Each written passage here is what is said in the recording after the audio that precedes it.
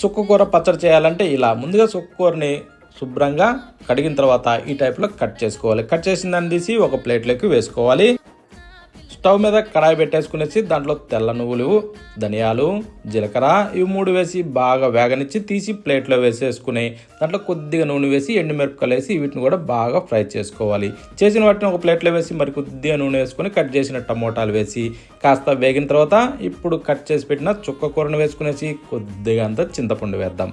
వేసాక దీన్ని ఈ విధంగా తిరగేసుకుంటూ బాగా ఫ్రై చేసుకోవాలి. స్టవ్ ఆఫ్ చేసి రోట్లో ఫ్రై చేసిన వాటిని వేసుకునేసి ఇలా మెత్తగా పొడిగొట్టాలి. ఫ్రై చేసిన ఎండుమిరపకాయలు వేసి ఆ తర్వాత సాల్ట్ వేసుకునేసి ఇలా దంచాక వెల్లుల్లిపాయలు వేసి ఫ్రై చేసిన చుక్క కూరను వేసుకునేసి ఇలా రుబ్బి ఉల్లిపాయ వేసి ఇలా మెత్తగా దంచాక తీసి బౌల్లో వేసి స్టవ్ మీద కడాయి పెట్టి నూనె వేసి తాలింపు గింజలు, వెల్లుల్లి రెమ్మలు, ఎండుమిరపకాయలు, ఇంగువ వేసి కరివేపాకు కూడా వేసి ఆ తర్వాత రోట్లో దంచిన పచ్చడిని వేసి బాగా కలిపి వేడివేడి అన్నంలో తింటే సూపర్.